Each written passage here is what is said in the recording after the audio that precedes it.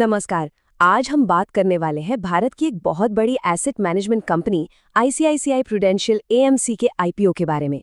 ये कंपनी अब पब्लिक हो रही है, तो चलिए समझते हैं कि इसके ऑफिशियल डॉक्यूमेंट्स के हिसाब से इसका पूरा मतलब क्या है। तो सबसे पहले बात करते हैं साइज की।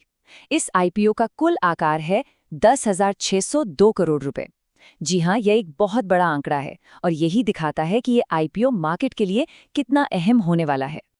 इससे पहले कि हम और गहराई में जाएं, एक मिनट रुककर ये समझ लेते हैं कि आखिर ये आईपीओ होता क्या है। सीधी सी भाषा में, जब कोई प्राइवेट कंपनी पहली बार अपने शेयर्स आम पब्लिक को बेचती है, तो बस उसी प्रोसेस को आईपीओ कहते हैं। यहीं से कंपनी पब्लिक हो जाती है। आज के इस विश्लेषण में हम क्या-क्या देखने वाले हैं। सबसे पहले आईपीओ के आंकड़े, फिर कंपनी के बिजनेस को समझेंगे। इसके बाद ऑफर फॉर सेल का मतलब जानेंगे, जो कि बहुत ज़रूरी है। फिर कंपनी के डॉक्यूमेंट्स में बताए गए कुछ रिस्क्स यानी रेड फ्लैग्स पर नज़र डालेंगे और आखिर में कंपनी के फ्यूचर प्लान्स पर बात करेंगे। तो चलिए शुरू करते हैं पहले हिस्से से, यानी आईपीओ के नंबर्स से। तो अब जरा इसके ज़रूरी आंकड़ों पर गौर करते हैं। देखिए, ये आईपीओ खुल रहा है 12 दिसंबर को और बंद हो जाएगा 16 दिसंबर को। अब बात आती है कीमत की। तो इसका प्राइस बैंड रखा गया है 2061 से लेकर 2165 प्रति शेयर के बीच। और सब कुछ ठीक रहा तो 19 दिसंबर को इसकी शेयर बाजार में लिस्टिंग हो सकती है। अच्छा, अब एक और दिलचस्प नंबर सामने आ रहा है, 119 रुपए। ये क्या चीज़ है? चलिए पता करते हैं।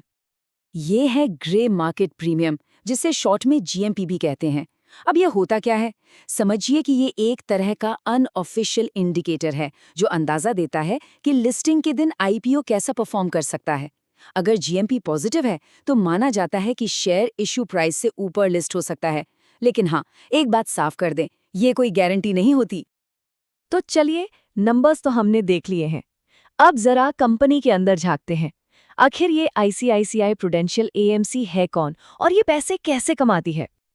देखिए, आईसीआईसीआई प्रूडेंशियल एएमसी की शुरुआत 1993 में हुई थी। ये आईसीआईसीआई बैंक और प्रूडेंशियल के बीच एक जॉइंट वेंचर है। कंपनी का काम है म्यूचुअल फंड्स, पीएमएस यानी पोर्टफोलियो मैनेजमेंट सर्विसेज जैसी सेवाएं देना।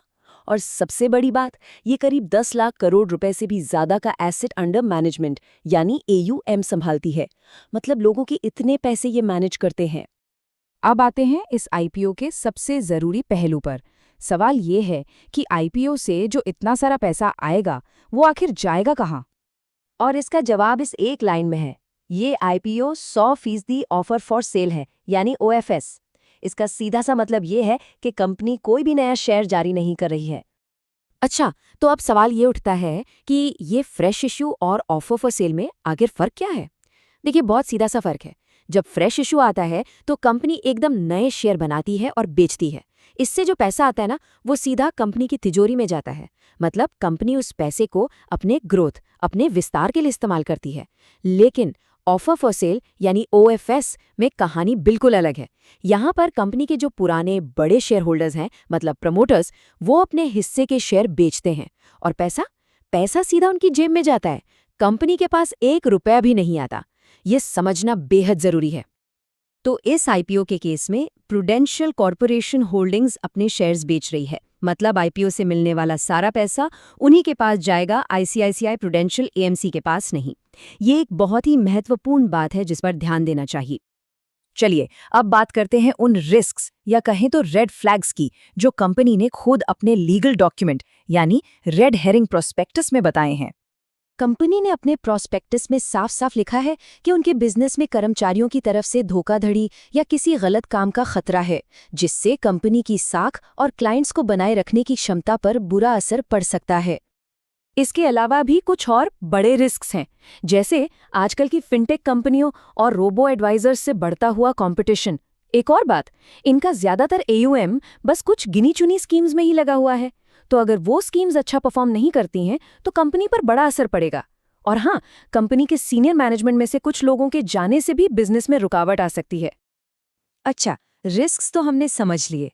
अब जरा आगे देखते हैं, कंपनी की भविष्य को लेकर क्या योजनाएं हैं, वो अपनी ग्रोथ कैसे देखती है। कंपनी का जो ग्रोथ प्लान है वो मोटे तौर पर 4 पिलर्स पर खड़ा है। पहला, टेक्नोलॉजी का भरपूर इस्तेमाल करके नए ग्राहक जोड़ना। दूसरा, नए डिस्ट्रीब्यूटर्स के साथ मिलकर अपनी पहुंच बढ़ाना। तीसरा, दुबई और गिफ्ट सिटी जैसे बड़े फाइनेंशियल हब्स में ऑफिस खोलकर इंटरनेशनल मार्केट में उतरना। और चौथा, लगातार नए और इनोवेटिव प्रोडक्ट्स लॉन्च करते रहना। एक ज़रूरी बात, ये पूरी जानकारी सिर्फ एजुकेशनल पर्पस के लिए है, इसे किसी भी तरह की फाइनेंशियल एडवाइस न समझा जाए। निवेश का कोई भी फैसला लेने से पहले हमेशा एक सेबी रजिस्टर्ड एडवाइजर से सलाह जरूर लें।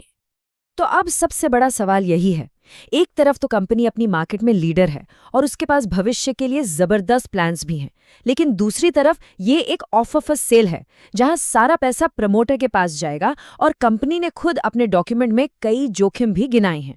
तो क्या कंपनी का ग्रोथ पोटेंशियल इन सब जोखिमों पर भारी पड़ेगा? इस पर सोचना जरूरी है।